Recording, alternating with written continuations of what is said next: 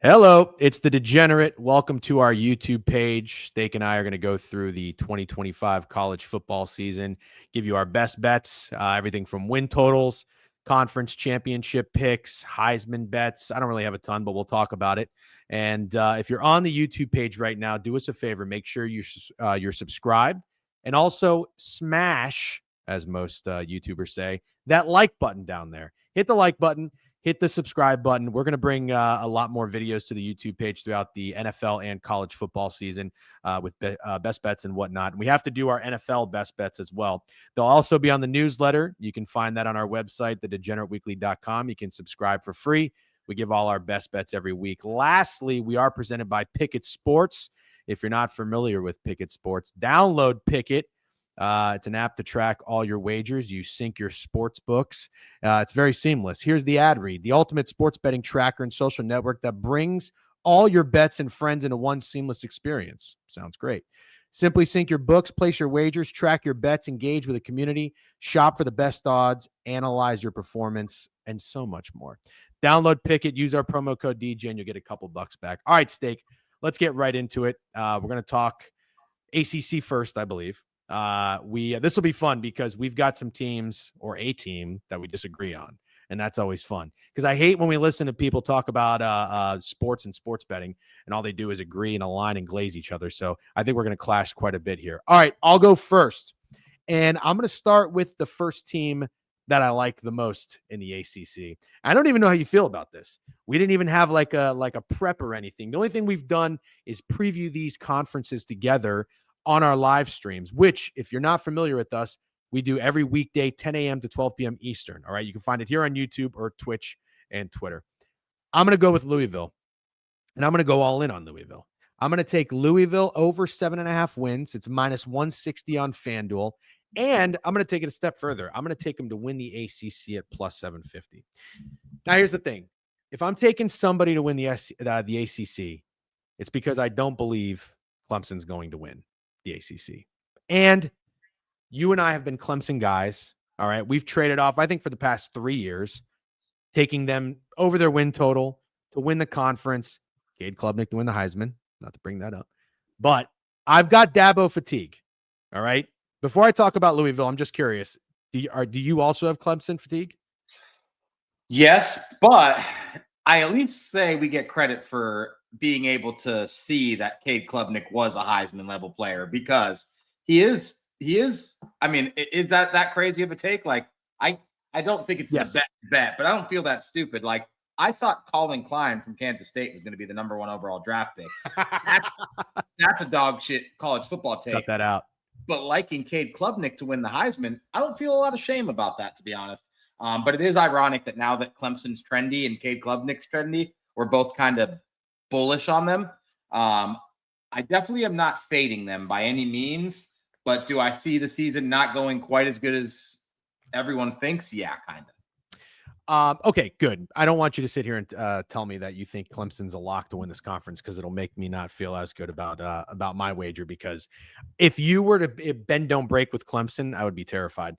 Here's what I think about Louisville. I think they have a really good head coach. I love Jeff Brom. I liked him at Purdue. I'm a Notre Dame fan. I liked him at Purdue. He comes into the ACC and already he takes his team to a conference championship with Plummer. They lost to Florida State in the infamous, I believe that was the game where Jordan Travis got hurt, and it was like a 13-3 or 16-3 game, which was very ugly. And then last year, Tyler Shook? Yeah. Got the quarterback from Texas. Tyler Shook. Yeah, I don't really know how to pronounce his last name, but he wins 9 games, and they have a pretty good year. Already first 2 years debut in the ACC. He's had 2 pretty good performances. And correct me if I'm wrong. Actually, I just have it right here. Last year, he went into Clemson, and they beat the shit out of him. They beat him 33-21. I love that. And 2 years ago, they beat the crap out of Notre Dame, a very good Notre Dame team. So he's already got wins against Notre Dame and Clemson, a conference championship appearance. I think Jeff Brom is one of the better, if not the best. Yeah, I said it because I got Dabo fatigue, head coaches in this conference. And what I love is your boy. Again, if anybody who followed us last year, you were on the Miller Moss hype train. I wasn't so much, but now I'm buying in. I think Brom's got his guy at quarterback, and he's already had a couple decent, competent dudes. I mean, we saw Tyler Shook is a draft pick in the NFL that is now, expected to potentially be a starting NFL player. So I'm not shitting on him by any means, but I think Miller Moss feels like a guy who just didn't work out at USC. He had flashes. Week 1, they go out, they beat LSU. Good call on that. But they got a guy in the wings there who we'll talk about a little bit later, who I like at USC. But I love Miller Moss going to a team like Louisville in a conference like the ACC with a coach like Jeff Brom. And did you know this? Because I did not know this. Now, again, we are idiots. We're not professionals. We know ball, but we don't know every ball. So I'm going to tell you right now, Isaac Bruce. Were you familiar with this guy? Are you going to tell me this is Isaac Bruce's son? I'm not going to tell you it's Isaac Bruce's son. We're not going to go there. This motherfucker had 61 carries, 1,013 yards, 9 touchdowns. And apparently, I didn't know this, but he's Isaac Brown. Isaac Brown. I'm sorry. That's why I fucked That's up. how you got me. I was like, yeah, I know. The Rams receiver. You look stooped, and I was like, wait a minute. I'm shocked you don't know who this guy is. All right, that's how unfamiliar I am with this guy. But Isaac Brown, and they've got some receivers coming back as well. So other than that, I don't love that they're not really returning too many guys on the offense. But I think that this Jeff Brom, Isaac Brown, solid running game, and Miller Moss little trio here is going to be the type of Louisville team that's going to put up 30 plus consistently. Give me the over 7.5 wins. And the other thing too, I'm going to tell you this: they only have 4 road games, which I kind of like. Last season as well, all 4 losses were by 1 possession. That's always a kind of a nice little nugget that I like when betting on a team the next season. How do you feel about that wager? I will never knock you for supporting Jeff Brom, and I think you already know how I feel about Miller Moss. You already brought it up, but isn't that a wonderful win to have under your belt, fucking on a neutral site against LSU? Yes. I understand that Brian Kelly has his struggles week 1, but if you're Miller Moss in USC, that's an awesome win. That's an awesome win to have under your belt. Makes you think he could win any of these games at Miami, at home against Clemson. Like, if you could beat LSU, why can't you win at Miami? Why can't you beat Clemson? Especially since, like you said, Louisville pounded Clemson last year.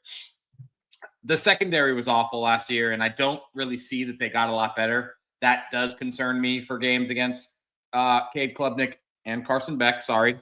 We know I'm a believer. We'll talk about that later. Sure. But I look at the schedule, man, and I actually like that it's much easier to find 8 wins than it is to find 4 losses. Even if you automatically give them losses against Clemson and Miami, which they're not automatic losses. I got news for you. They'll probably be at home against Clemson. They'll be 4.5-point underdogs or something like that. And at Miami, probably something similar. Those are winnable games, but let's just call them losses.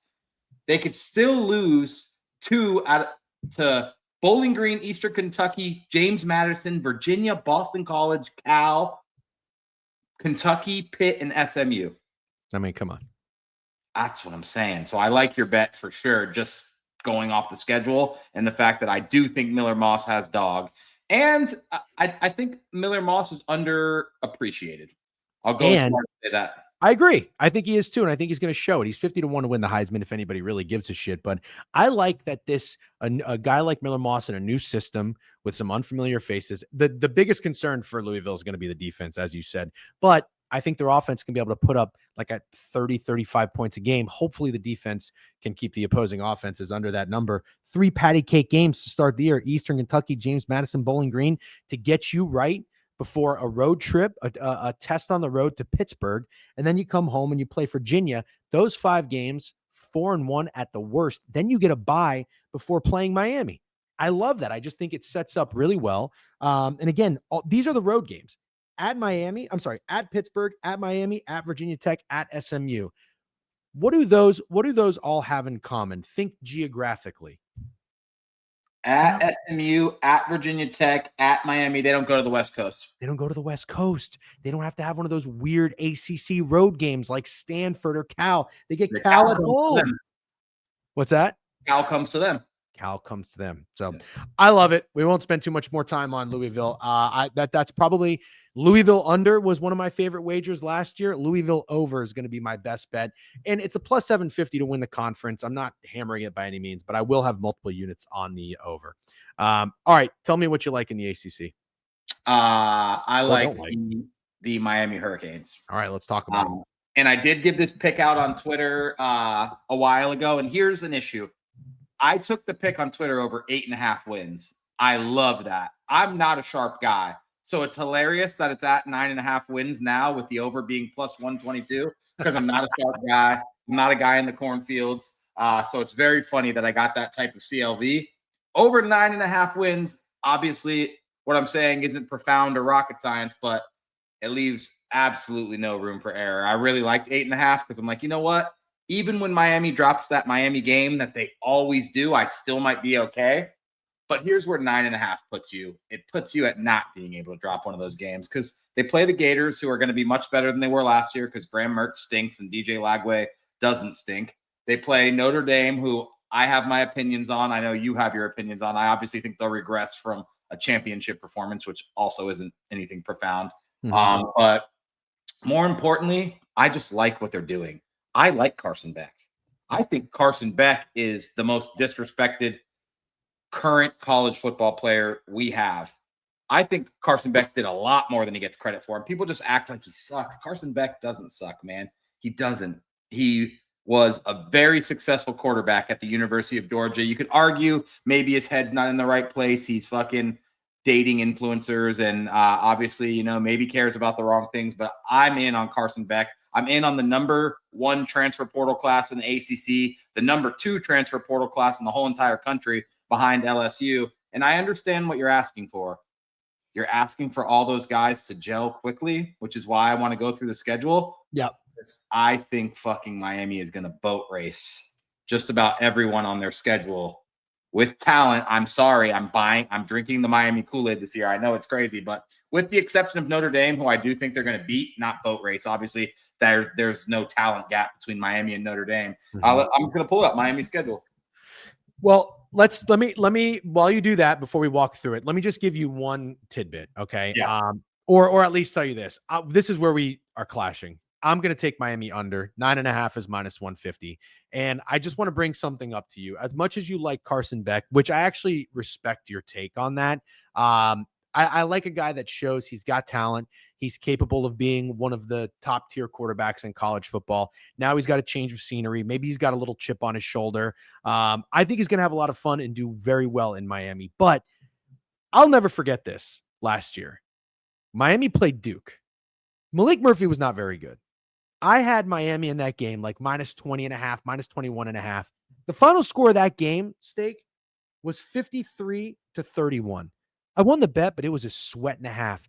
If you were to tell me Miami was going to score 53 points, I should have comfortably won that wager. They did this with Cam Ward, who was a number 1 overall pick, and their defense couldn't stop anybody. They let Syracuse put up 42. They let Louisville put up 45. Cal put up 38. Virginia Tech put up 34. I don't think you're going to get any better with Carson Beck playing quarterback than you did with Cam Ward. I'm not buying Cristobal. And I'm not buying these guys coming in. He's like the Jimbo Fisher of the ACC. Texas A&M had great transfer recruiting classes over and over. Couldn't coach him. Couldn't get the best out of him. I think it's that for Cristobal and Miami Hurricanes this year. But we can talk about their schedule. Well, also, you're right. The defense stunk last year. That's a large part of the reason why I like them, because they got insane transfer portal additions on the defensive side of the ball. Sure. And that mixed with the fact that the defense was so bad last year, I'm just assuming there's been an insane focus put on defense. And I mean, dude, if they had a good defense last year, you're talking they're easily getting in the playoff, and hopefully you get amazing Cam Ward performance. I don't know. The defense was awful. And they also, you didn't mention, they should have lost that Virginia Tech game. Remember, they needed that miracle. I forgot all about it. Yep. They forgot all about it. I'm just all in on Miami completely improving on every side of the football. I know that Carson Beck is not an improvement over Cam Ward. I just want to be clear, but he's a winning college football quarterback, and I think that matters. So this Notre Dame game, it's in Miami, right? At Hard Rock. It is in Miami, yes. Sorry, if you're not familiar, Notre Dame has a quarterback controversy right now. I'm terrified as a Notre Dame fan. Notre Dame, I think, is 0-6 in Miami. They are choosing between a pocket passer and a running quarterback. There's rumors that they want to go with the running quarterback because Miami's defensive line is supposedly nasty, and it's a road game. It's going to be hostile. So already I'm like, this isn't the best of start. That this controversy has a lot to do with the fact of who their opponent is. I think they're going to start the running quarterback because they're a little bit more nervous about the pass protection and whatnot. Are you surprised Notre Dame is favored? Am I surprised Notre Dame is favored? That's a really good question because it's -3. I think it's down to 2.5 now. If this was on a neutral, that's basically saying Notre Dame is like a 4.5, 5-point favorite. If this was in Notre Dame, they'd be a touchdown favorite. Yeah, I think it's a lot of respect. But Notre Dame preseason always gets a ton of respect. So even if you think about last year at Texas A&M, wasn't Notre Dame a 1.5 or 2-point favorite? I don't remember, but I don't think they were, dude. I think Texas A&M was favored, and we were talking about how fake sharp Texas A&M seemed. Okay. You might be right, but as a Miami fan, are you surprised that Notre Dame's favorite? You are. Okay. Yeah. Right. That's the one game that I think sticks me in, but could stick me in between 9 and 10 wins. If they beat Notre Dame and then have BCU, South Florida, I don't know what you're hearing from the Gators, but as a Gator fan, not only is DJ Lagway banged up, the entire team is banged up. It's gotten to the point where they're worried about what type of practices Billy Napier's running because so many guys get hurt. But obviously, we'll wait for the SEC to talk about the Gators. I have them winning that game, so that puts them at 4-0. Then you're at Florida State, at home against Louisville. Tough game. Yep. And again, Louisville's out for revenge. And Louisville has a bye week, and they have 5 games before that to get right. So, they could go wrong. Players could get injured. I don't know, but I really like the spot for Louisville in that game. I like the spot for Louisville. I, as a Miami backer, really like that it's in Miami. But then let me tell you about the second half of the schedule. Stanford at SMU. Say whatever you want about SMU. I know they'll be tough, and I know that'll be a tough game. I obviously don't think they'll be as good as they were last year, but that's just my opinion. Then at home against Syracuse. Then at home against NC State. Then at Virginia Tech. Then at Pittsburgh. And so if you survive Notre Dame games, bro, a lot of winnable games. You don't have Clemson. You could drop Notre Dame and go over 9.5 wins. I am telling myself that in order to win this bet, I need to beat Notre Dame, but I really think they could lose to Notre Dame and still cover 8.5 and 9.5. I just don't see it being like it was last year where they let crappier teams hang around. I don't think Syracuse, NC State, Pittsburgh, Stanford, I don't think 7 of their opponents have any bit of a chance. Let me ask you a question, and I don't think anybody is thinking like this, and that's why you want to tune into us, big brains over here. Are you worried at all that Miami has to play at Virginia Tech, at Pittsburgh on November 22nd and November 29th? First of all, it's back-to-back road games to end the year, but it's going to be winter. It's going to be cold. They're Miami. One of those trips feels awfully trappy. And Virginia Tech is not going to be a told myself, dude. What? I told myself they'll be 9-1, right? And that's when I think the Carson Beck comes in. Because Carson Beck plays those type of games in big games in November that have playoff implications. There'll be a lot of guys on the Miami Hurricanes that have never played games like that. And I just think it fucking helps when your quarterback has played games like that. I feel like I'm the only guy on earth that's slurping Carson Beck. I'm actually excited to see what Carson Beck can do in Miami. I genuinely am. Okay, very fair take. I am going to be on the under 9.5, but you have 8.5. So we could both land right on 9. That would be pretty cool. Very good chance. Also, with that Miami team, I mean, I got to tell you, going into it last season, I can't pretend like I was the biggest Cam Ward fan. I wasn't overly familiar with him. Throughout the season, I loved him, and now I love him a lot in his rookie campaign.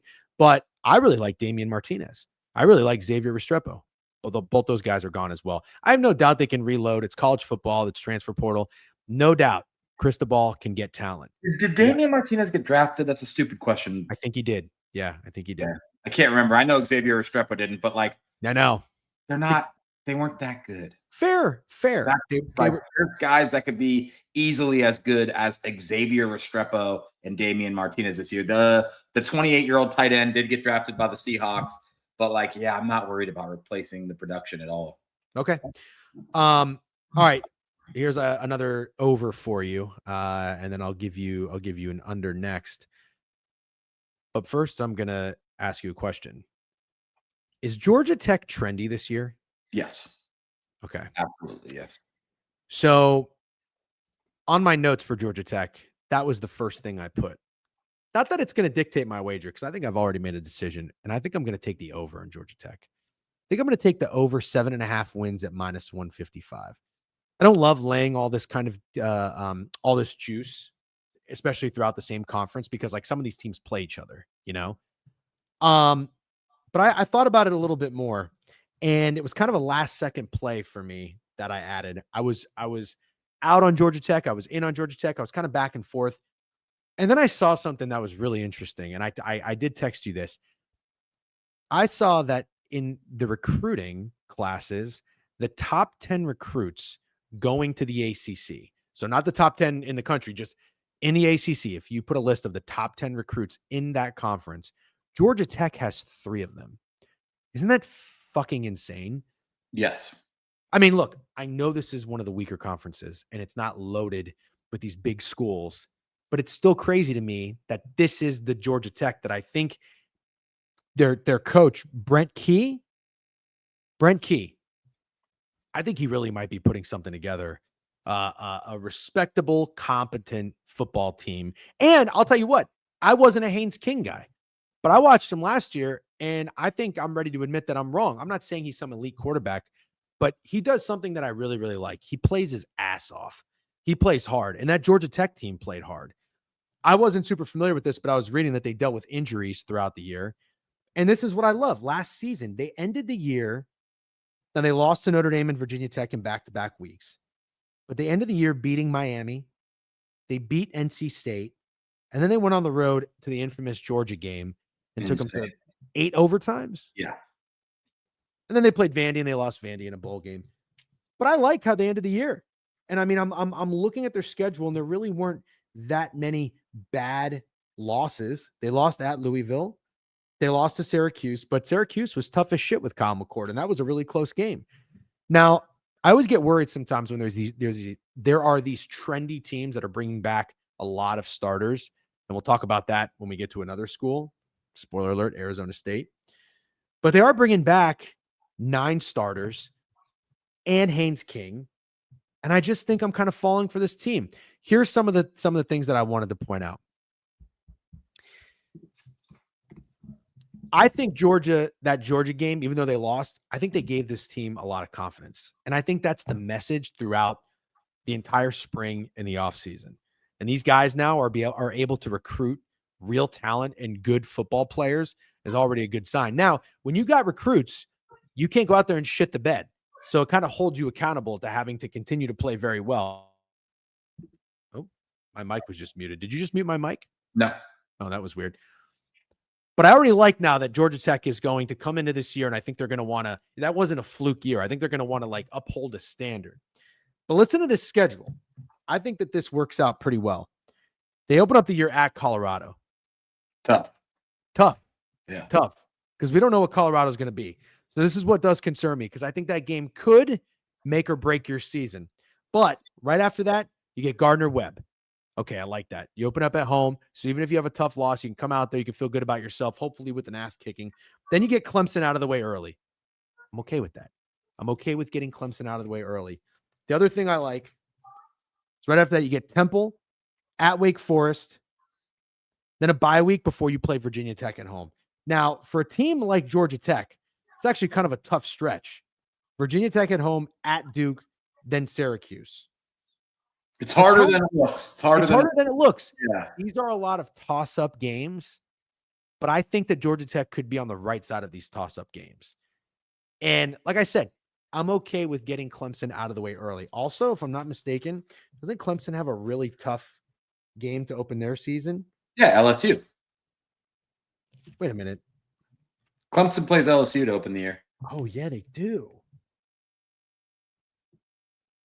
I don't know, man. I think I'm in on Georgia Tech. Tell me, keep me off of them, though. Okay. I don't like Georgia Tech, and I'm only going to give you the best reason as to why. Where's Haynes King from? He's from Texas A&M. Correct. And how was he there? Not very good. And what does Texas A&M have a lot of? Not very good quarterbacks. Oh, expectations.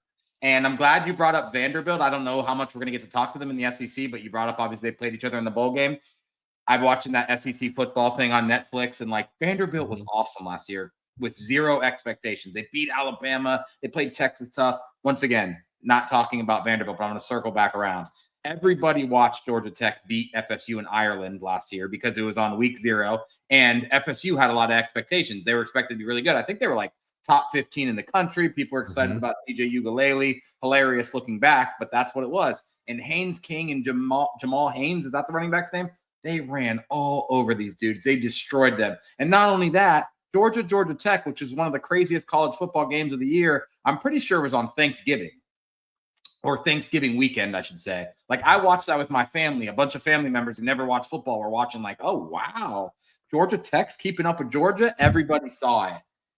I respect what you're saying about Key and what Georgia Tech is building.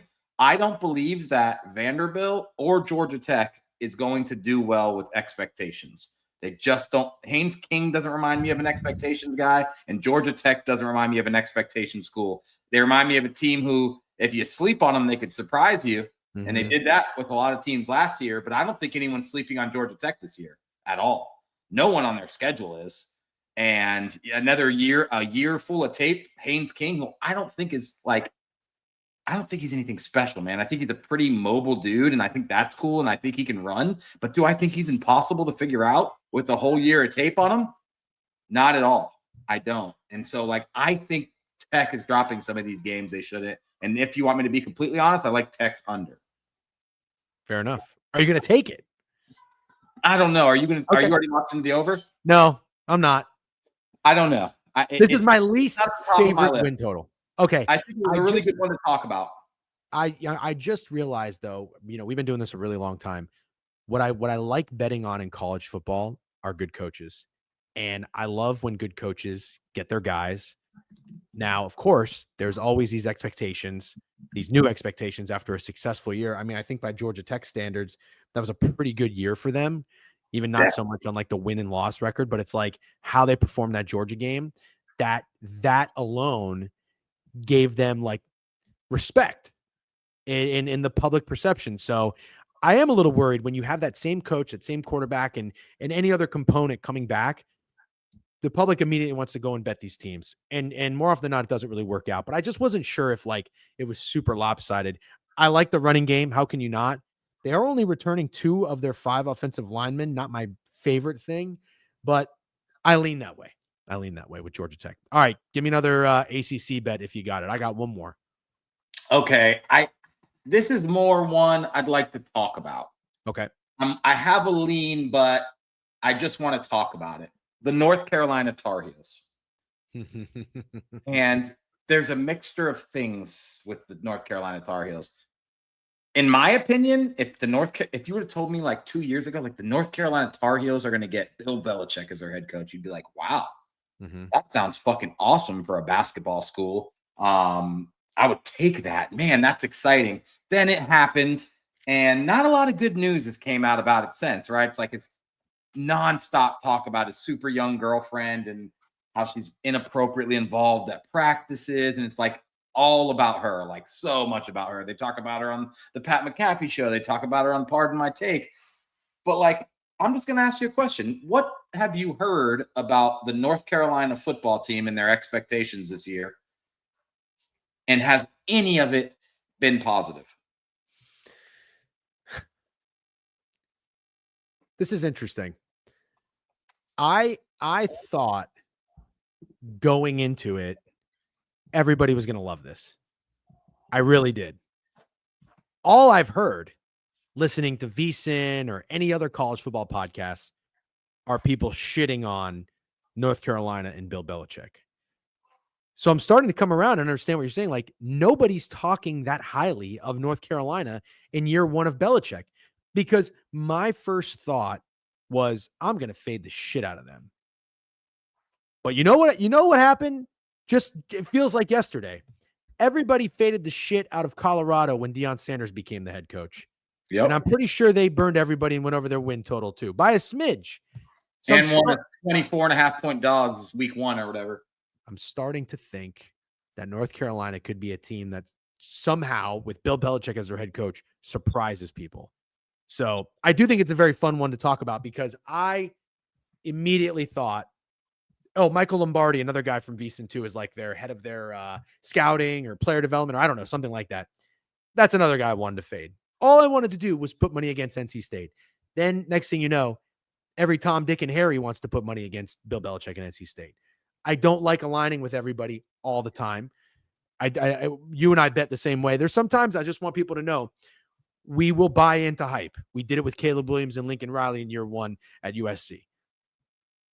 I'm starting to get nervous, and I'm starting to think that North Carolina could be a little bit of a contrarian over sleeper team. That's what you're getting at, right? Oh, me too. And then I'm going to talk to you about the schedule, and I'm going to talk to you about what they did. They got Gio Lopez from South Alabama. He's mobile. He's very solid. A lot of teams wanted him. He chose to go play for North Carolina. It wasn't like a Diego Pavia thing where the only place that wanted him was Vanderbilt. A lot of places wanted this guy. And I just want you to – there's one guaranteed loss on the schedule, and that's Clemson, if you even believe Clemson is a guaranteed loss. Let me tell you the rest of the games. Okay. At Charlotte, at home against Richmond, at Cal, at home against Duke, at NC State, at home against Stanford, at Syracuse, at home against TCU, at UCF, at home against Virginia, at Wake Forest. If I said that too fast, I apologize. I'll go through it again. None of those games are guaranteed. They might be favored in like almost every one of those games I just named. I'll tell you right now, I like TCU week one, but we'll talk about that later. They could lose to TCU, Clemson, Duke, and NC State and still go over their win total. Yeah. You're telling me Bill Belichick is coming to North Carolina to lose to Stanford or Syracuse? What if Jordan having this young girlfriend is the best thing that could happen to him coaching a college football team? Because it like she might know what college kids want, you know, like, bro, he's got like a top 20 transfer portal class. College kids want to play for Bill Belichick. You know, Caleb Presley is the guy that worked for Barstool and now has a Sunday conversation. You know where he came from? No. He came from North Carolina. He worked for the football team. I did not know that. Yeah, he was like the head of player morale. He was just like a vibes guy. Bro, so maybe sorry to cut you off. The toughest road game for this team is at NC State. That is the toughest road game for the North Carolina Tar Heels at NC State. Okay. I'm not going to bet on North Carolina, but I'm very interested to see what happens. Well, you asked me to come in here with a long shot winner, even though I like Miami plus 400. 40-1 on North Carolina to win the ACC will be sprinkled. Okay. All right. I like having fun, so I'm not going to shit on it. And I think I'm just every year I go into this thinking, oh, Clemson's got this conference on lockdown. And if it's not them, it's when FSU was very good, obviously. But I'm tired of thinking that way. And of course, like we always say, when you finally break, that's when shit happens. So maybe this is the year Clemson goes 12-0 and it's a cakewalk. But I'm okay believing that that's not going to be the case. So I don't mind taking some shots. Also, the year that who was it? NC State or someone was really good a couple years ago. I think they were like 40 or 50-1 to win the conference. All right, I got one more ACC play. This is the conference I have the most wagers on, by the way. If anybody's like, Jesus, do these guys ever talk about anything other than the ACC? I'll make this one quick. I'm on Duke under. I'm on Duke under 6.5 wins. This is a plus 165 bet. The other ones were pretty juicy. I'll make this one pretty sweet, short and simple for you. I don't think I can buy into a quarterback from Tulane getting paid $8 million to come over to Duke and just go ahead and light it up. I know he's good. I do know that, and I respect that. Let me see. I thought I had his number somewhere, but he's 6'3", 205, sophomore. He was a redshirt freshman last year. Darian Mensah, by the way, I believe I'm pronouncing his name correctly if anybody doesn't know who I'm talking about. But that's just a lot of expectations, dude. You come out of nowhere. You have a great season at Tulane. Now, all of a sudden, Manny Diaz and Duke talk about, Brent Key and Georgia Tech wanted to build a serious program. Props to Manny Diaz for doing that because I have respected Duke and I appreciated Riley Leonard as a Notre Dame fan coming over and playing his ass off. They have a good defense. They always do. He's a good defensive coordinator schematically, but they got guys on that defensive line. I watched Duke play Notre Dame. I watched them play other teams. They got guys who can play football. They're smart. They're disciplined, they play hard, and they got dudes on the offensive line. It's not a team that I necessarily don't respect just because they're Duke, but give me a break, man. $8 million, one of the highest paid players in college football. This guy's just all of a sudden he's going to come to Duke and he's going to light it up. I have to, when it's all said and done in the history books, I have to be on the opposite side of that. I'm sorry. I'll give you one or two other things that I don't like. Last year, do you know how many games Duke won last year, Steak? Yeah, they won a lot. I like 9. 9-3. Let me tell you when I got fucked over. Same situation. Their win total 6.5. A 9-win team with a 6.5 win total. You know when this happened to me? A couple years ago with Pittsburgh. Pittsburgh had a great year. I forget who their quarterback was. It wasn't Kenny Pickett, but anyways, they won nine games.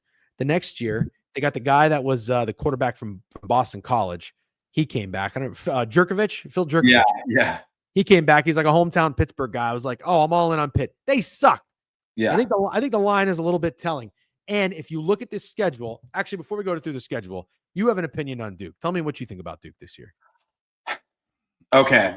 I don't have that strong of an opinion on Duke, but I think it's really, really strange. A team that won 9 games last year with Malik Murphy, who is bad. Malik Murphy is bad. Yeah, I know there was excitement around him because he came from Texas, but overall, he was really, really bad. There was times where you're like, I have no faith in Malik Murphy to lose this ball. And here's the thing that I don't know if you know, or maybe you do. Do you know that defensively, Duke was considered to be like the luckiest team in the country last year? I did not know that. No. Their teams playing Duke fumbled the ball.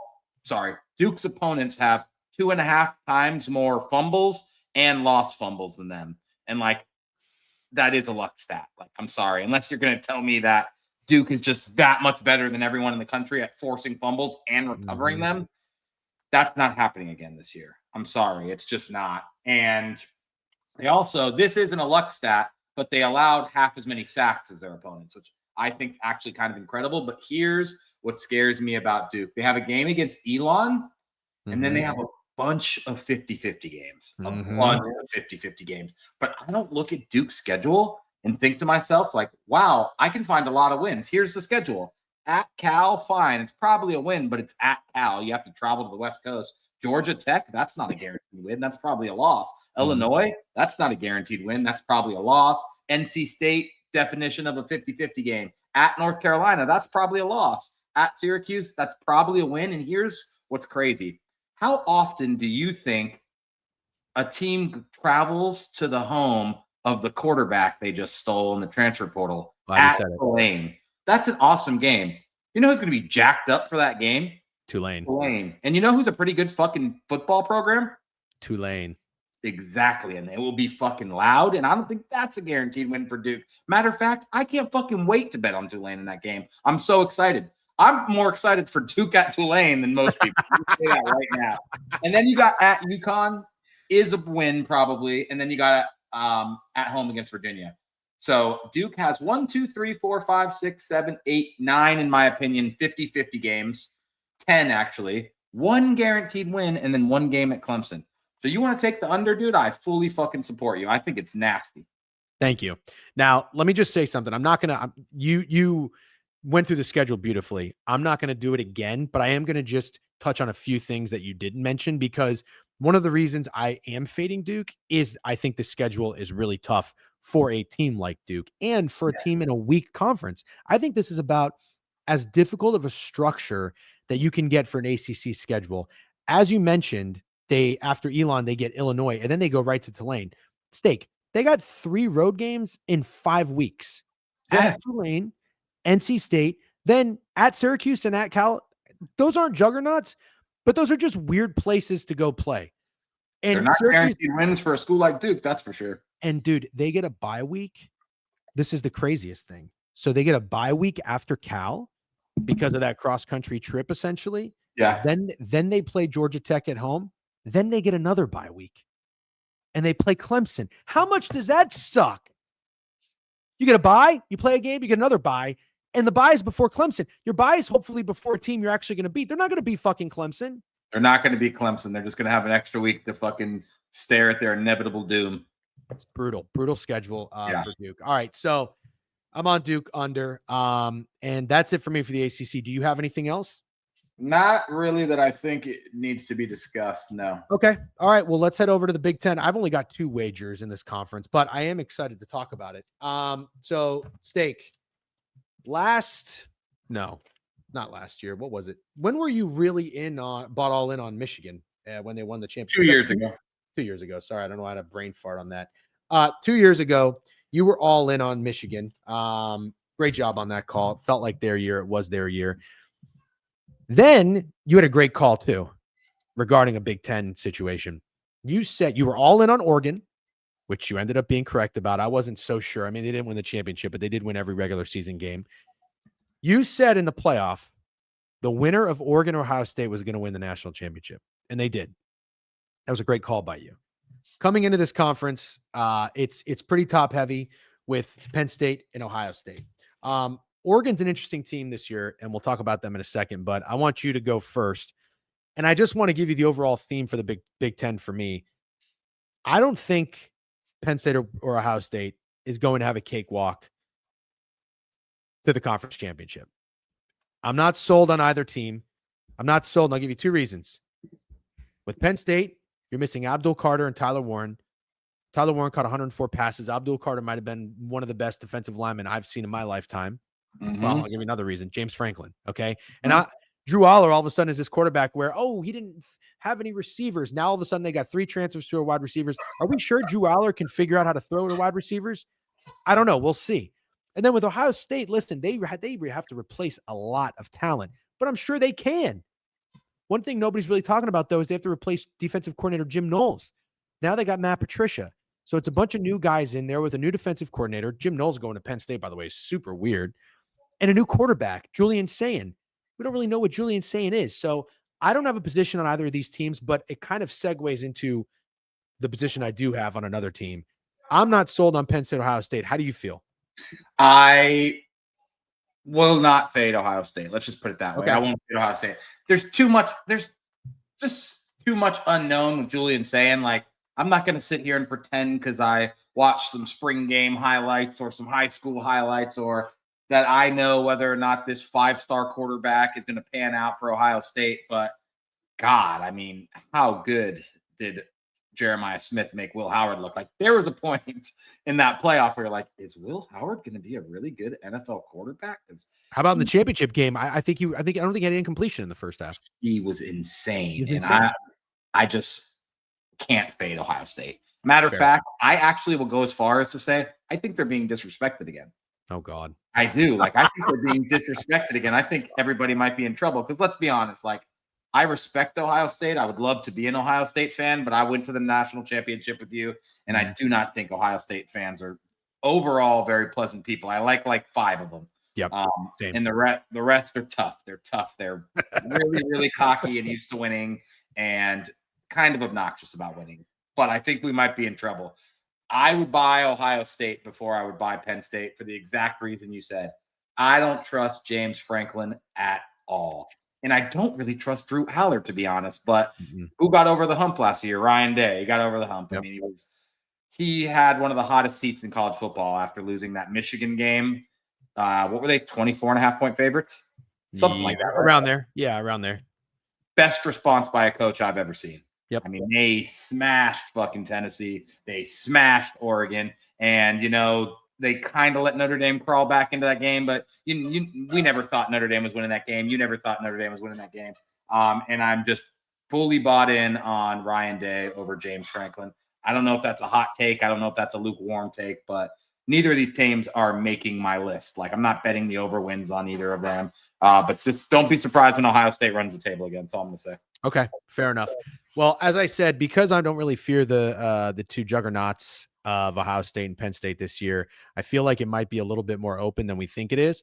You might expect that to mean that I like Oregon. I don't. But before we talk about them, the team that I'm going to buy in on is Michigan. And, I was looking around for a team to play spoiler and a long shot, if you will. Not super long, but you know what I mean. I came really close to Iowa. And then I thought a little bit more about the new quarterback, Gronowski. I watched some practice footage. He's given me Tanner Mordecai to Wisconsin vibes. I don't know, going from South Dakota State to Iowa, he doesn't look like he's ready for that kind of stage. So I moved on from them. I really wanted to go in on USC, but that's too long of a shot. And then I thought about it. Michigan's sitting there at 10-1. And I said, why am I going to overthink this? Why am I going to overthink it? Michigan, the only thing is I'm not the biggest Sharon Moore guy, but I started to think about Michigan a little bit more, and I started to look into it. Now, Bryce Underwood's coming in, who is the number 1 overall quarterback. I don't know if he is or isn't going to deliver. He seems exciting. He can run, he can throw, he can do whatever, but he's a freshman quarterback. I don't know. That's not why I'm buying Michigan. But I'm going to take their over 9.5 wins at plus 140. I'm going to take them to win the conference. I will tell you what I like, and it's the defense. I like this defense. Defensive coordinator Wink Martindale, he was there for what now? 2 years? I think this is year 3. They're returning 6 starters on defense. Michigan's always got a good defense, but Mason Graham, I believe, the defensive tackle, was the 4th or 5th overall pick in the draft last year. I don't know. Will Howard kind of fell. Outside of that, I mean, it's not like they're losing like an Abdul Carter, like Penn State is, in my opinion. Could be wrong. But I started to look at how Michigan ended the year. And this is what I really like. Now, they didn't beat Indiana the third to last game of the season. But you know what they did do? They held Indiana to 20 points. Pretty fucking hard. They lost 20-15. Yeah. Michigan legitimately did not have a quarterback. They didn't have an offense last year. Frankly, when you really stop and think about it, the fact that they won 7 games is kind of a miracle. Davis Warren was atrocious. Am I crazy, or did they win 8? Oh, no, they won their bowl game. Sorry, right? They won their bowl game? Yep. They won their bowl game. So they beat the crap out of Northwestern 50-6. I'm not really focusing on that. But that win against Ohio State, as you talked about, was unbelievable. Held them to 10 points in Ohio State. That offense was unbelievable. Travion Henderson, Judkins, Egbuka, 10 points in Ohio State, 24.5 point underdogs. And then they followed up against Alabama, holding them to 13 points. I'm starting to think the defense really figured it out and really bought in. They have enough guys coming back. I think this Michigan team, don't know what Bryce Underwood's going to be. Don't know what the offense is going to look like. Got a lot of new faces. Apparently this McCauley guy is 6'5", 200-pound wide receiver, supposed to be like the next Braylon Edwards. I don't care, because I think the defense is going to be so good that you might just have to score 21 points and you can go over this win total. So I want to get your opinion on Michigan. I don't know if you're buying them or selling them or where you stand, and then we'll talk about the schedule a little bit.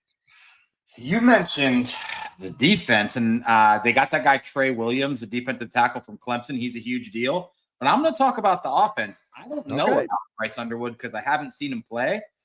But we know he's dynamic. And just about forever, like as long as I can remember, Michigan lacks dynamic players on offense. Like, it's really funny. One of the most dominant Michigan offensive players we can name is Blake Corum. Because, like, that's a good point. It is really funny. Their wide receiver 1 when they won the national championship was Roman Wilson. Yeah. So you're mentioning they got a freak wide receiver who's like Braylon Williams. They got Justice Haynes from Alabama transferred in, running back. He's disgusting. And they have a dynamic quarterback. So it's like, you're excited about the defense.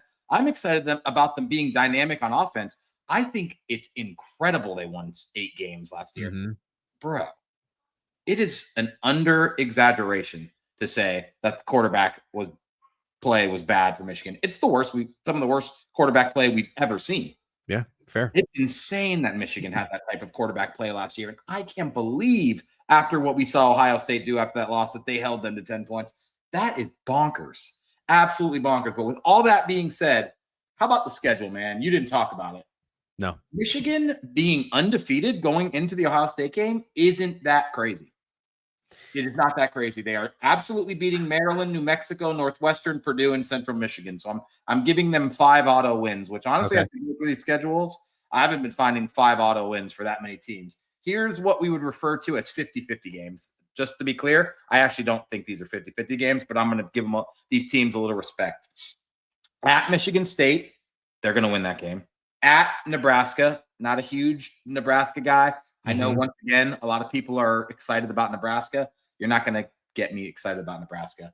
At Oklahoma, I think we both feel similarly about Oklahoma. I think Brent Venables' defense Brent Venables' coaching is a joke. I think Mhm.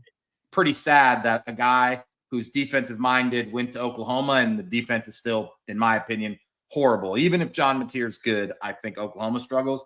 At USC, that's tough, Mhm. but it's very winnable. And then at Mhm. home against Washington, Damon Williams should be good, but Michigan Mhm. should win at home against Washington. And then at home against Wisconsin. Tell me where I told you a sure loss. There are no sure losses that you just mentioned. At Oklahoma, at Nebraska, at USC are all going to be tough. And Michigan State could be better this year too. They have a quarterback come back. I'm not in on them though, on Childs or Chillis. I'm with you because I'm down. We're not Rayola guys. I'm not rule year 3, whatever. This is a different era of college football. The rule year 3 thing, the success he has in year 3 doesn't matter to me because the players come and go all the freaking time. We're not in on Oklahoma. We're not in on Nebraska. I am kind of in on USC, but I think Michigan's a terrible matchup for a team like USC, personally. So I like I them there agree. too. And you know what? If I had to give you a loss, of course, assuming Ohio State at the end of the year is going to be a loss, although I don't think that that's necessarily a guaranteed loss, but let's just say it is. I'd say they lose that USC game, Okay. and that's it. Yeah, I'm with you. I think it's tough for me to call at Nebraska a 50-50 game, even though it technically is. Like, let me ask you a funny question. If Nebraska beats Michigan at home, do they storm the field? Ooh, yeah, probably. Yeah. Funny to think about it like that, right? Funny to think about. Yes, because I don't even know what Michigan's ranked preseason. Do you? Yeah, I don't either. No, I have no idea. Um, yeah, okay. So that's what I'm in. 3 of their 5 offensive linemen are coming back. Again, I always kind of like that. But I'm in on Michigan over 9.5 wins plus 140, and I'm going to take a small bet on them to win the Big Ten 10-1.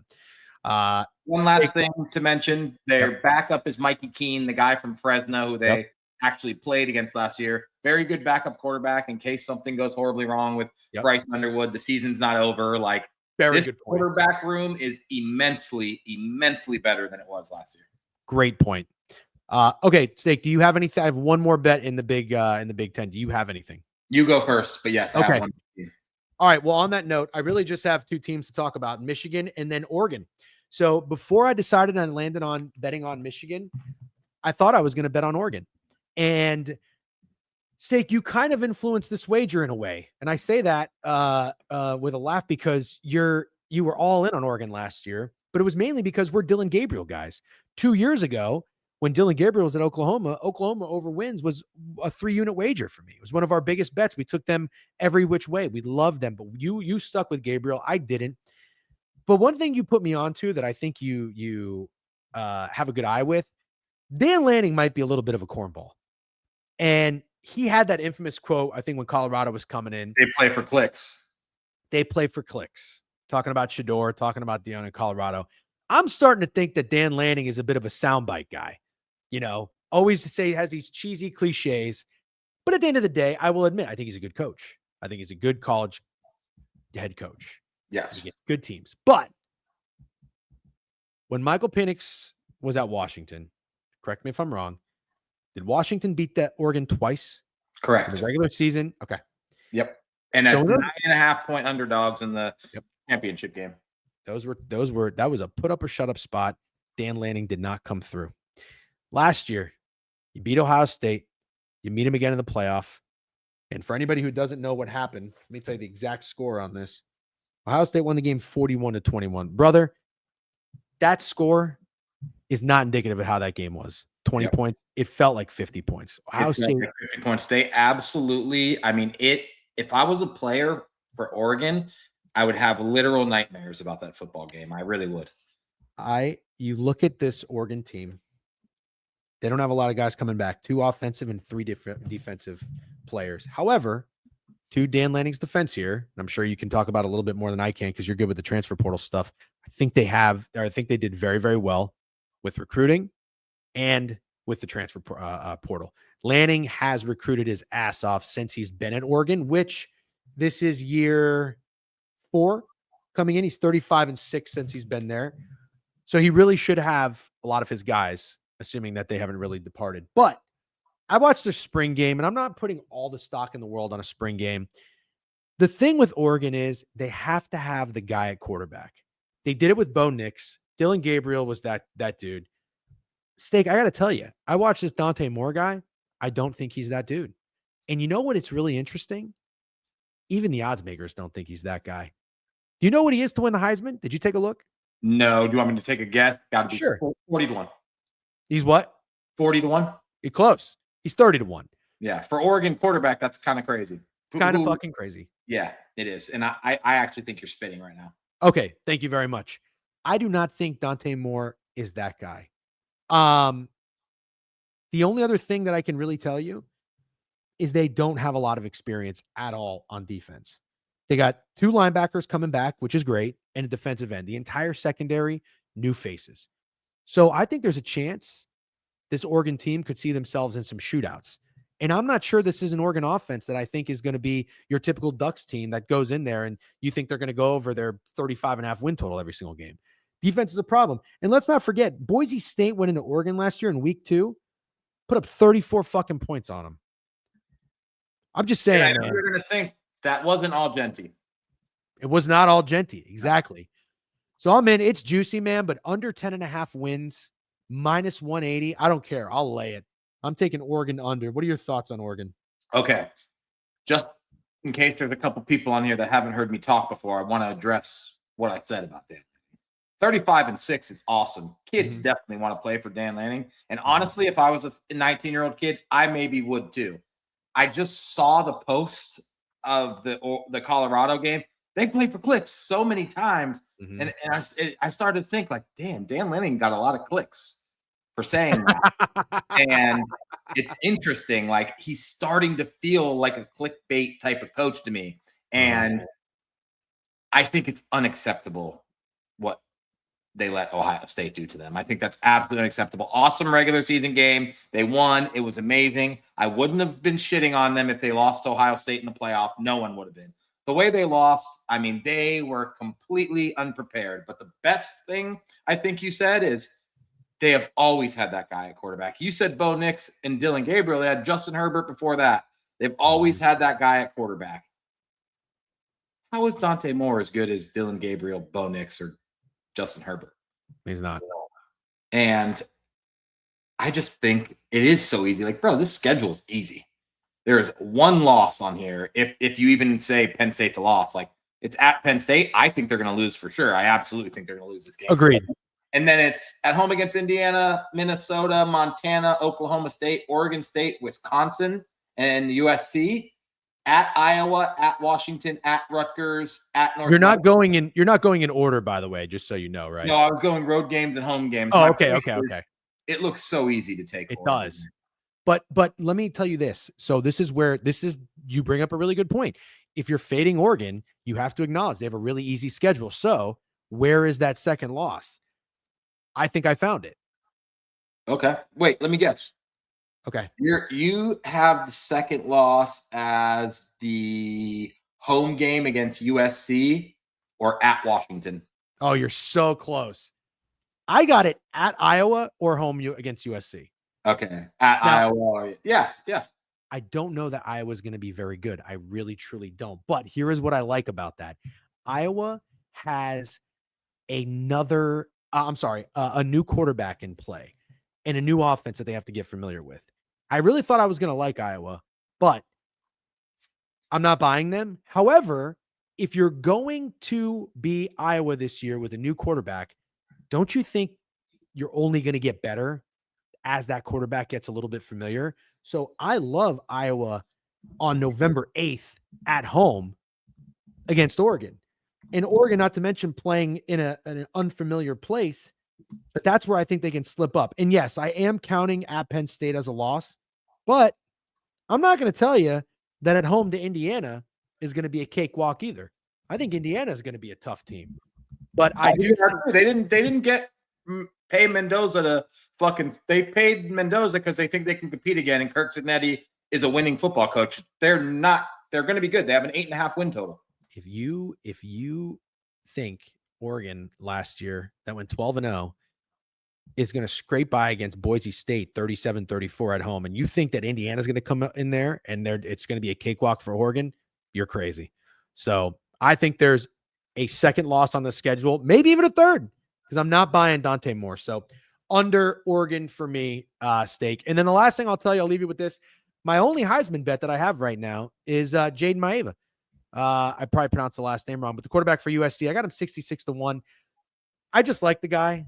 I watched him when he came in late last season. He was a little bit of a jump ball merchant against Notre Dame, but that's the game that I got familiar with him. I think he's going to be a great quarterback. So I'm high on USC this year. He's my only Heisman play as of right now, 66-1. And then that's all I got for the Big Ten. Okay, cool. I don't think we have to spend too much time talking about this one, but Okay. I want to fade Wisconsin. Are we going to talk about their schedule? Yeah, we're definitely going to talk about their schedule, but I just think this is a school that was once respected for being gritty and competitive, and I don't know what it is. The coaching hire isn't going to work out, and they're not gritty and respectable opponent anymore. They're shitty. They are one-dimensional. They aren't dogs on defense. They ain't getting a fucking JJ Watt coming out of there anytime soon. When's the last time a stud, like, am I forgetting a stud defender that's come out of Wisconsin in the last 5 years? No, don't think so. They just have fallen into mediocrity. I literally, I can't find anything to like about Wisconsin. And that's before I tell you that their schedule is absolutely fucking brutal. It is brutal. Like, go ahead. Let me put it the schedule. Go through the list, because I know you're all over the place with it, but they have a stretch where they play at Alabama, Maryland, at Michigan, Iowa, Ohio State, at Oregon. Keep going, dude. Washington, at Indiana, Illinois at home. Where are the wins? I don't know. Under 5.5, dude. Under 5.5. I want to alt under the wins. I won't be shocked when Wisconsin wins 2 games. You know, when Luke Fickell got hired at Wisconsin, I love that match and I love that fit, and it has just not worked. He's not been the right guy for the job. He can't get the right players there. He took them away from the running style to the air raid offense. Can't get a good quarterback. Who was the guy that he got last year from Miami that didn't work out? Oh, what's that fucking guy? I don't know why. He got injured. Van Dyke. Yeah, Van Dyke. Yeah. Before that, it was Tanner Mordecai, who was awful. Yep. So, anyways, I'm with you. I think it's juicy. Hold on, I'll pull up the actual line right now. It is Wisconsin. Under 5.5 is -170. I'll be taking under 4.5. Okay. Under 4.5. And I really believe I'm hitting that comfortably. I think you are too. All right. Let's do the Big 12. Let's see. We're going to align on the first team that we're both going to talk about. Sure. But I've got some interesting takes on this conference. And by the way, I might have to pause for a brief minute and take a quick piss break. You want to do that right now? Yep. All right. We'll be right back. Cool. All right. We're back. Okay. Steak. So we've done the ACC. We've done the Big 10. Now we're going to talk Big 12. I think you and I are going to align on this one. Something we've done, again, if you followed us, if you've read the newsletter, we're going into year 4. Something we've had success doing is always identifying these teams that overperform, to have all this hype coming in, return a lot of starters, have the same coach, have the same quarterback. And then in the next year, they have this inflated win total, these new expectations. They don't meet them or they regress. This goes back to when Sam Howell was the quarterback at UNC. Brock Purdy was the quarterback at Iowa State. The following year, I believe both those teams went 7-6. Then after that, it was when Devin Leary, I think, was the quarterback of NC State. They regressed mightily. I mean, you had people talking about them to make the playoff at the time when it was just 4 teams, like 50-60-1. They didn't go over their win total. So, again, the team that I think fits that mold this year is Arizona State. Arizona State was a very, very fun team. Kenny Dillingham, 34-year-old head coach, seems like a fun guy. Seems like a guy that it would be like the Sean McVay, if you have a comparison in college football. Not saying that he's an offensive genius, but he's a young guy. He kind of gets it. He's fun. He has pretty good quotes, got a lot of energy. I'm not against this guy. And I'm really not against Arizona State in general as a program. I'm not even against their quarterback, Sam Leavitt, who I can't believe he was only a freshman last year. He's a sophomore. 6'2", 210. He had a great year. 2,800 yards, 24 touchdowns, only 6 interceptions, which is awesome. But I got to tell you, nobody's talking about this because everybody's, I feel like, is in love with Arizona State. Cam Scatabo was everything to that team, dude. Everything. Nobody is talking about them missing a guy who ran for 1,700 yards and 21 touchdowns. Not only that, did you know he had 600 receiving yards? This is fucking insane what they're missing, dude. Insane. Now, listen, they're returning 7 offensive starters and 9 defensive starters. I am having deja vu with NC State. Seriously. I think they were returning 18 starters that year. I understand. You want to buy into the hype? Go right ahead. I'm not, and I don't think you are either. I am on Arizona State under 8.5 wins. I just think they're the regression team of the year. There always is one in college football. It's kind of as simple as that for me. Okay. I love everything you just said. This does fit into my category of teams that I think would perform much better without expectations. I can't believe how many people think like, oh, Sam Levitt, Kenny Dillingham, Jordan Tyson is the wide receiver, by the way. He should be awesome. They will be fine. Sam Levitt plays hero ball. Even with Cam Scatabo, he does play hero ball. He holds the ball too long. He wants to get outside the pocket and make the highlight play. And that concerns me a lot. And it concerns me a lot that he has to do that without Cam Scatabo. I actually think he could struggle. I would not put $1 on that guy to win the Heisman. Matter of fact, I think Sam Levitt is the worst value on the board to win the Heisman. But here's what really concerns me. Arizona State has a dog shit pass rush. And you know what I'm starting to realize in the Big 12? I love the quarterbacks. I love the quarterbacks in the Big 12. Like, it's pretty competitive, and I don't think there's like that top dog that makes people excited to talk Big 12 football. There's a lot of good quarterbacks in this conference. Like, almost every team has a quarterback I'm kind of excited about, to be honest with you. And I think Arizona State is going to struggle. These quarterbacks are going to sit in the pocket against one of the worst pass rushers in the conference, and they're going to fucking pick them apart. And Arizona State is not going to control possession at all without Cam Scatabo. And I think they are due for a bad year. I think they're due for a bad year or a super mediocre year. I wouldn't ever have them back in the playoff. I wouldn't spend $1 on them to win this conference. I love under 8.5 wins. And just like I said about the Big 12, I'd like to go through the schedule. I think they have a bajillion 50-50 games. Right? Absolutely. Well, in general, we didn't talk about the conference, and that's kind of my fault. But something that I find fascinating is how many teams, just odds-wise, have a chance to win. The Big 12 right now, you have 3 teams that are plus 550 and a team that's 6-1 and plus 650. 5 teams, odds-wise, are right there neck and neck with each other to be able to win this conference. So absolutely, Arizona's got 50-50 games all over the schedule. I'll pull up the schedule. So I'll tell you this. They go on the road. They get a cupcake at home, Northern Arizona, but they go on the road to Mississippi State. That's one of their out-of-conference opponents in the SEC. Not a good team, but a weird place to play. Come back home, you got Texas State.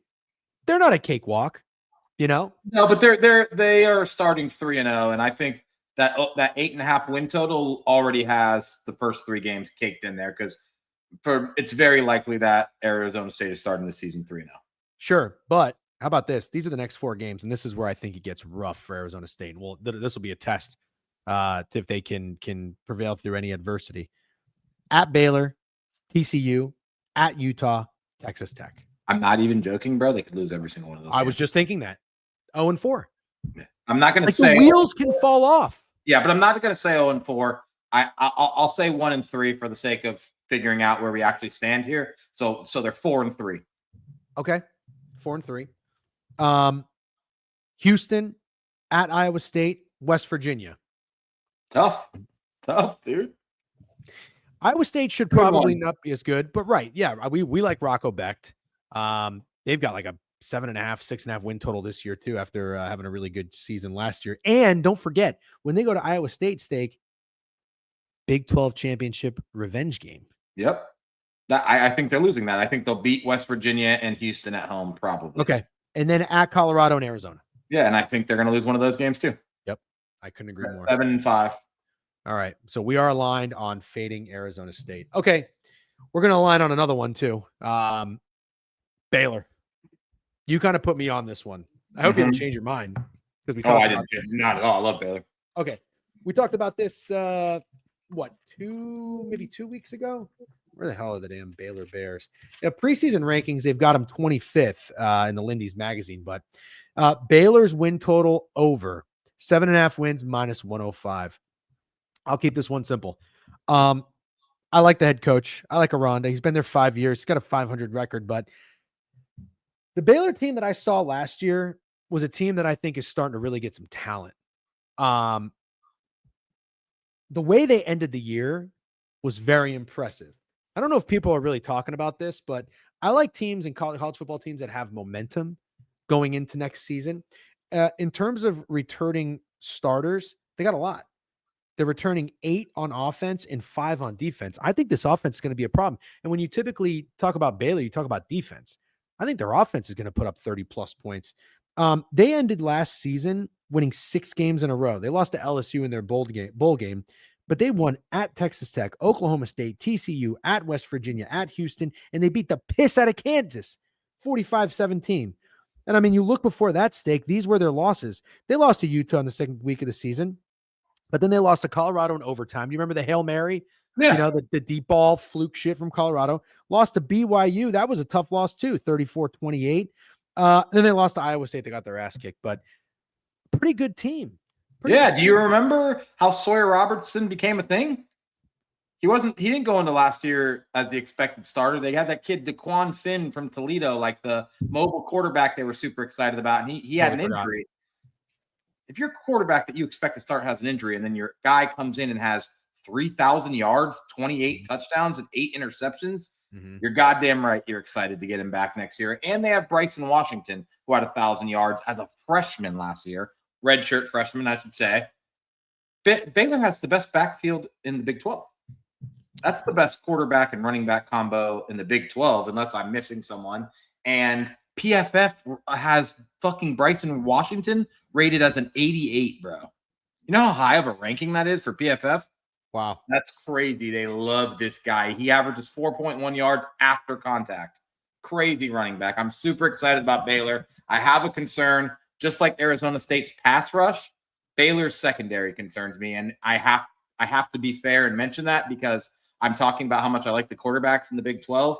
Their secondary absolutely 100% scares me. They got Northwestern starting safety, who is also a pretty highly rated guy by PFF.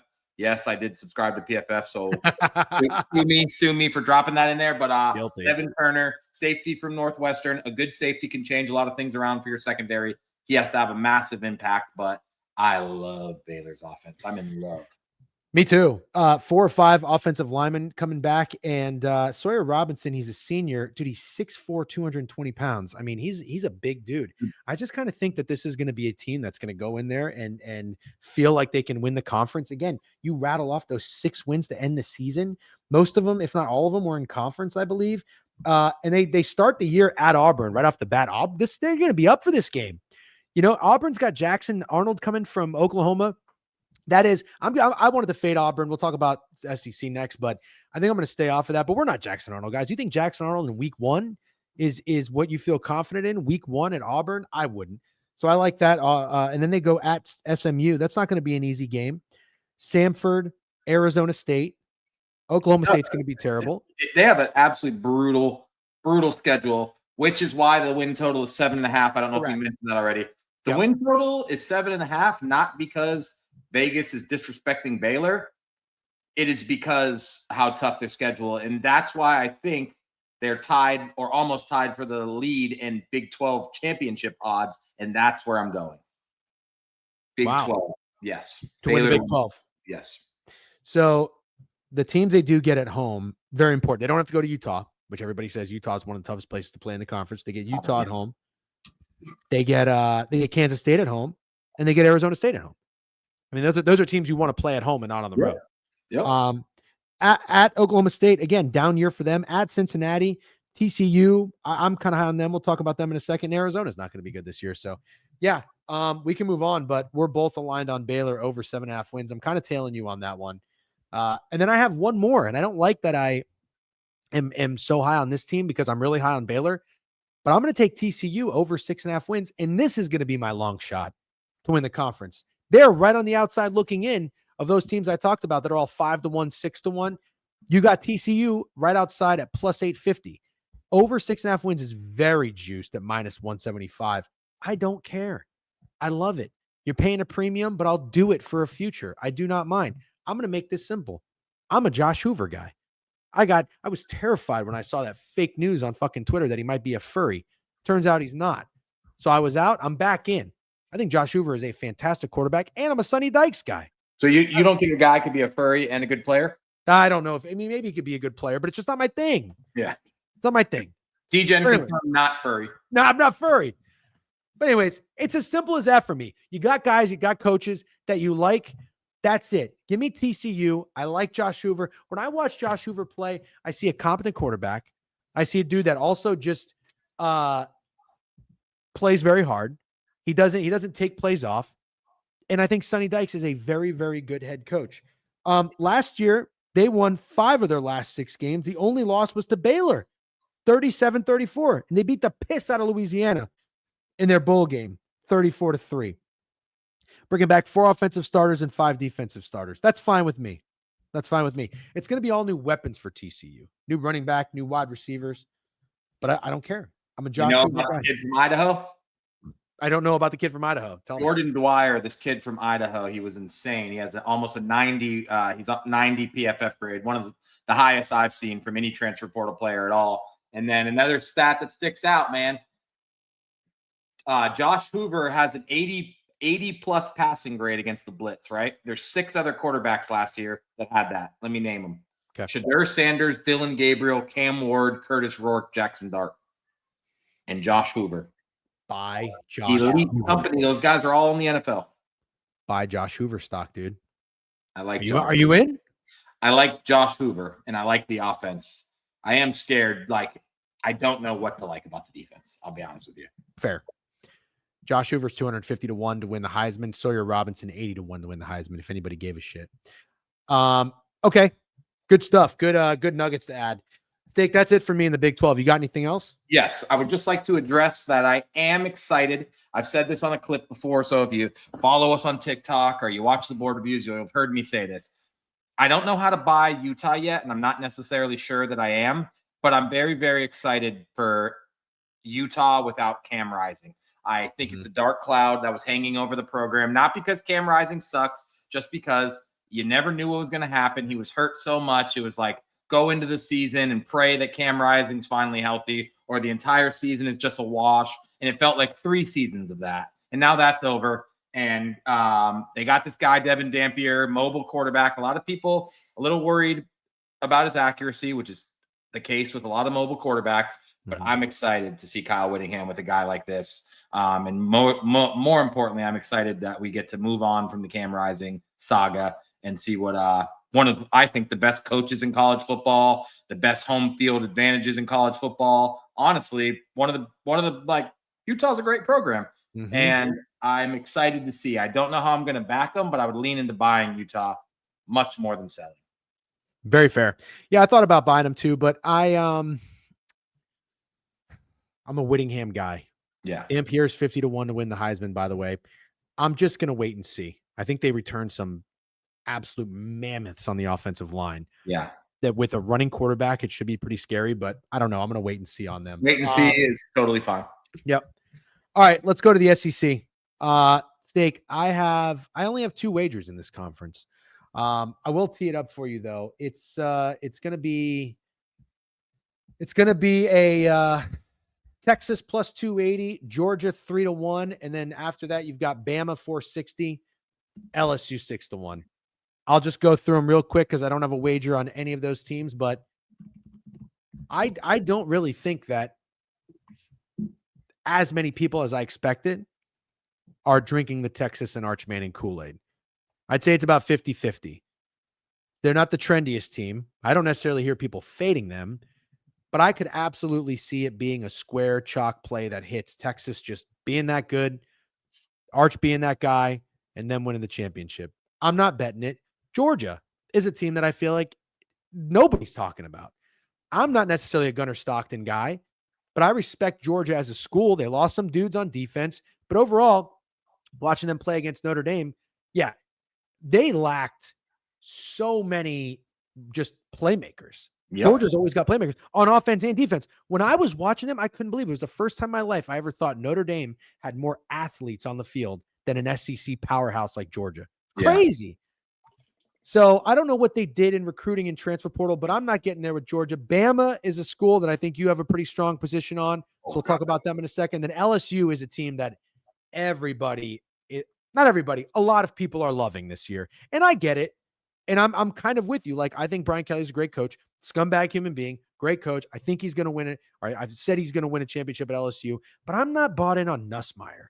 So just off of those top four, I am out on everyone. Not fading, not betting on. And I'll get to the other two teams a little bit later. But I think you've got to bet on Alabama. Do you want to talk about them?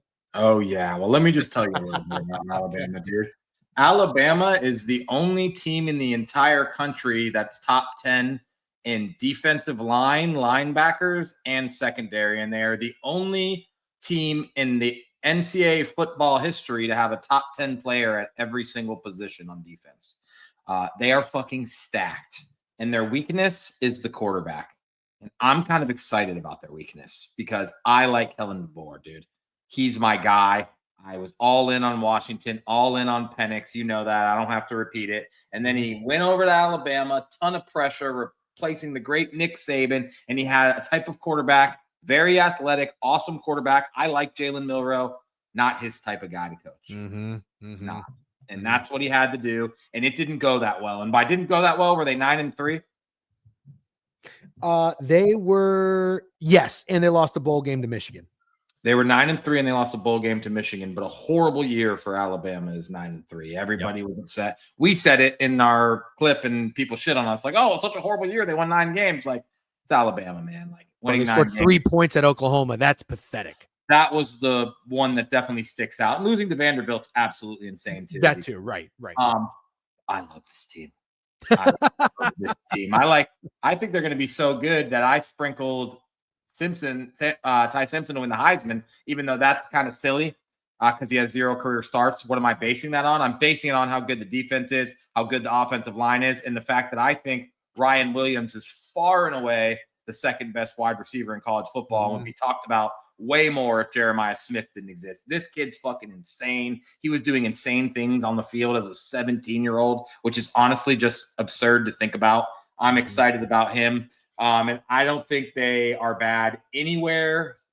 I think Alabama is, everyone said last year, this is not your granddaddy's Alabama. I think it is your granddaddy's Alabama.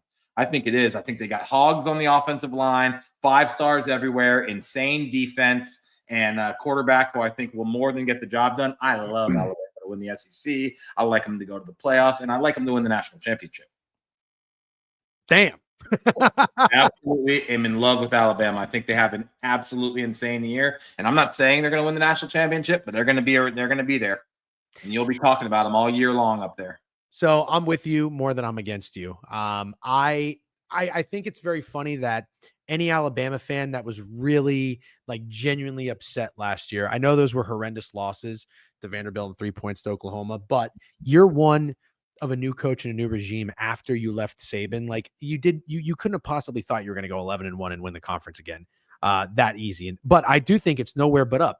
I'm a DeBoer guy too. You were all over Washington when he coached there. Kudos to you. I think this team's going to be great. What I love about Alabama is they've got 2 first team all as SEC linemen, center and a left tackle, Caden Proctor.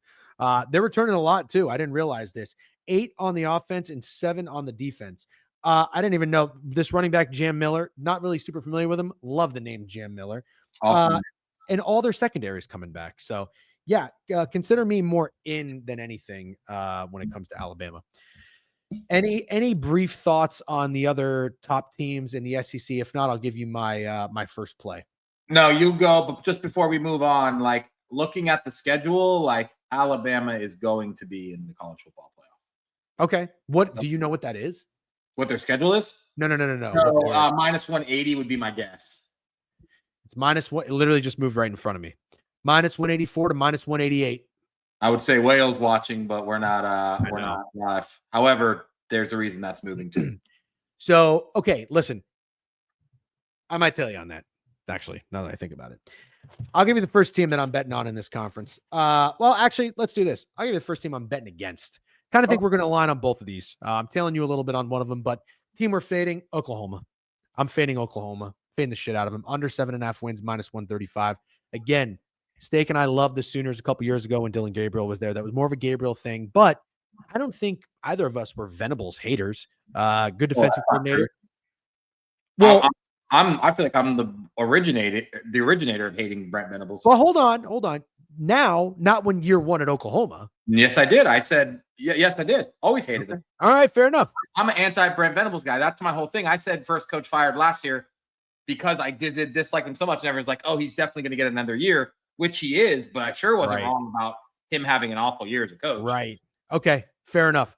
I'm in on him first coach fired this year. I know. Listen, I don't know much about John Mateer, the quarterback, and I know he's made the news headlines with the gambling allegations or whatnot. I don't give a shit. I don't know that he's the guy that's going to come to Oklahoma and fix Oklahoma. Like, I don't think the Washington State quarterback is going to be that guy. And also, I'm just starting to think that Venables is a guy that makes a better coordinator than head coach. There's plenty of people like that. You're going to tell me Venables isn't one of them? I'm starting to think that he can be. They had an atrocious season last year. Jackson Arnold was a terrible quarterback. They had another guy that came in, Hawkins Jr. He was not very good either. They lost their bowl game, which was a hilarious way to lose. They lost 21-20. I think they went up big in that game and then blew it. If anybody cares, Oklahoma is returning 3 offensive starters and 6 defensive starters. It's as simple as this for me. The schedule is brutal. I'm not a Venables guy. And if you look at their schedule last year, I thought this was actually kind of interesting. They didn't really compete with anybody. I mean, they got their ass kicked for the most part. When they played Texas Steak, they lost 34-3. When they played South Carolina, they lost 35-9. And then when they played LSU, they lost 37-17. Like, some of these losses weren't even that close. And Tennessee was 25-15 at home. They were getting their ass kicked in that game the entire time. Yep. So I'm not seeing Oklahoma as like being close or, a Washington State quarterback away. No, the schedule is absolutely terrible. I'll let you talk about that under Oklahoma. Yeah. Let me just talk about John Mateer. You know anything about him? No, nothing.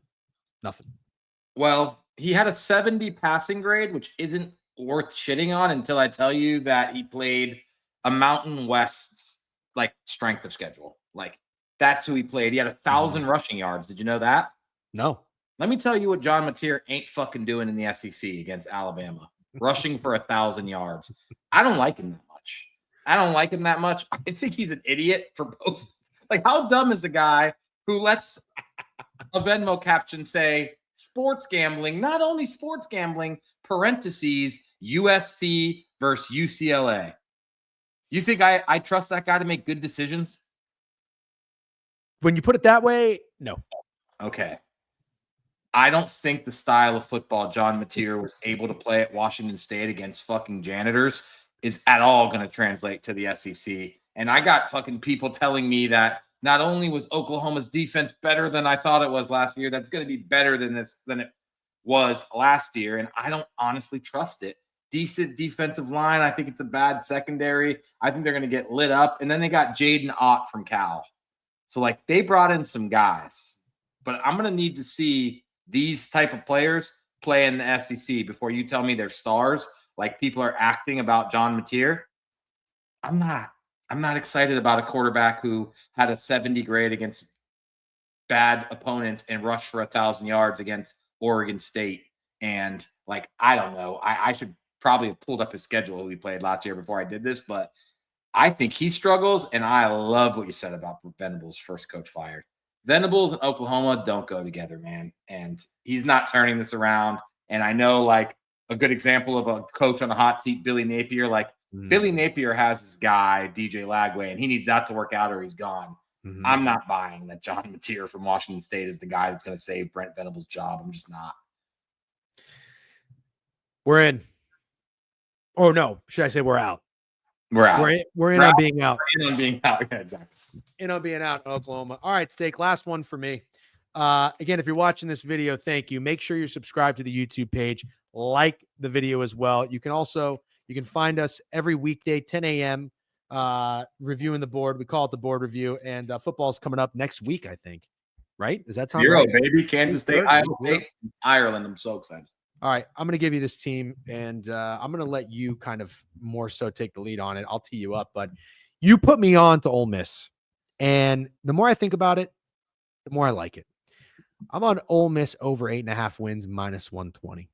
I'll try to make it as simple as I can for you. Ole Miss last year had a lot of expectations with Jackson Dart, with who was the other guy they had? Why am I forgetting? Trey Harris, wide receiver. Yeah, he's with the Chargers now, I believe. But they just had high expectations. And, when you really look at their schedule, it's actually crazy how close they were to living up to those expectations. Very. The Gator lost. Gator lost away from being in the college football playoff, right? Were they 9-3? Yeah, but I mean, come on. If you really think about it, they lost by 3 at home to Kentucky, which was inexcusable. Yeah, that's the one, dude. That's the one. And we watched this game together. The LSU loss was brutal. I mean, I had LSU that game. You had LSU that game. LSU had no business winning that football game. Ole Miss blew it. And then the Florida game on the road, 24-17. They went 9-3. They beat the shit out of Duke in a bowl game, 52-20. But man, if you really think about that, those are 3 bad losses, close losses, and losses they shouldn't have. I like a Lane Kiffin team coming in with no expectations now. The pressure's off. Everybody's talking about Texas, Georgia, Alabama, and now LSU. Ole Miss is just hanging out. I like that. No pressure for a Lane Kiffin team. And you got this guy, Austin Simmons, coming in. He's the quarterback. He is a sophomore. He's 6'4", 215. Brother, let me tell you. I watched a little bit about this guy, a couple of interviews, some practices. He is a good dude. He's a great guy. I think this guy's got a good head on his shoulders, and he seems like a fucking athlete. He throws a good ball. He can run, and he came in last year against Georgia. He led him on a 10-play, 75-yard drive, touchdown drive. I think I'm in on Austin Simmons. I don't know that I'm taking him to win Heisman or anything like that. I'm not necessarily taking Ole Miss to win the conference at 19-1. I thought about it, but I think it'll be Bama or Texas or Georgia. But I'm in on Ole Miss. Give me Ole Miss. And also, schedule ain't that bad for an SEC team, Steak. Schedule ain't that damn bad. Georgia State at home, at Kentucky, Arkansas, Tulane, LSU, Washington State. That's 1, 2, 3, 4, 5 home games in the first 6 weeks. Then you go to Georgia. You're probably going to lose that game. That's fine. Oklahoma on the road. We just talked about it. We don't like Oklahoma. South Carolina at home, the Citadel, Florida, at Mississippi State. They have 4 road games. 4. I'm in on the Rebels. Having the 33rd strength of schedule in the SEC sounds awesome, especially when you're working in a new quarterback, and they did all the stuff that you do for a new quarterback. They got the starting tight end from Arkansas last year, wide receiver transferred in from Oklahoma State, wide receiver transferred in from Penn State. Great. The receiving corps, elite. And Ole Miss had the number 5 overall ranked team and the number 1 overall rated defense in college football last year. Mm-hmm. Ole Miss has what it takes. Lane Kiffin has what it takes. A lot of pressure. I think there's a lot of shit surrounding Jackson Dart. I believe 5 of their defenders from last year got selected in the NFL draft. So I'm not claiming that it's a guarantee they'll be exactly the same. But Ole Miss has everything. So you got Lane Kiffin with a little less expectation, a quarterback who's tall, poised in the pocket, has already been there, and is a guy that Lane Kiffin loves with elite receivers and tight ends. And the 33rd ranked schedule in the SEC with games against Georgia State, Citadel, Kentucky, Tulane, Arkansas, Washington State for some reason on October 11th. Like, they have to play LSU, but that's at home. They could win that game. They have to play at Georgia, and that is literally the only road game they have that you could say is tough. And I think this is crazy because there's not a peep, dude. There's not a peep about them, and I love it. I love Ole Miss. And Austin Simmons will be a Heisman sprinkle for me. I think he's going to absolutely light it up. He is 33-1. I love that as a sprinkle. Yep. I've started to hear people say, and I'll give credit to Ramble because they were saying today, like, there's some guys you could bet to win the NFL MVP that they think will offer sizable cash outs. Oh, like, sure. I think Austin Simmons is one of those guys for me. Like, I think at some point next year he'll be at minimum like 15-1 to win the Heisman, 14-1, and some FanDuel's offering you 3 times the 1 on your money or something like that. I love it. Well, that's it. That's it. You got anything else in the SEC? That's it for me. I didn't say anything about it, so I just want to say I'm more out on Texas than in. I know you said you didn't think they were as trendy as I thought they were. And I'm not going to fade Texas, but I'm not backing them. I need to see it. I need to see it from March Manning. I got shit on again on TikTok because I said they don't live up to expectations when they made back-to-back national semifinals, because apparently the expectation for Texas is losing to Washington in the semifinals. I wasn't aware of that, so that's my bad. But now that I know, Texas has lived up to expectations a few times because they made the semifinals and lost. But I'm out on Texas, dude. I think it's going to be fun. Week 1, you're leaning Ohio State. I'm leaning Texas. That'd be a really good time. That's at noon. You know how good that's going to feel when that game kicks off? Wow. Yeah. I did not know that. I'm fired up. Clemson LSU is at 7:30 that day. All right. We're going to be breaking down the games. If you're into sports and sports betting, follow the Degenerate YouTube page. You're here now. Subscribe to our newsletter. It goes out every Friday morning with our best bets. If you tail, you do so responsibly and at your own discretion. Thank you for listening. The last thing I'm going to say one more time, like the fucking video. It doesn't take much effort. Subscribe to the page. Do all that good stuff. All right, guys. Steak, thank you very much. Everybody, thanks for watching. Good luck on all your wagers this college football season.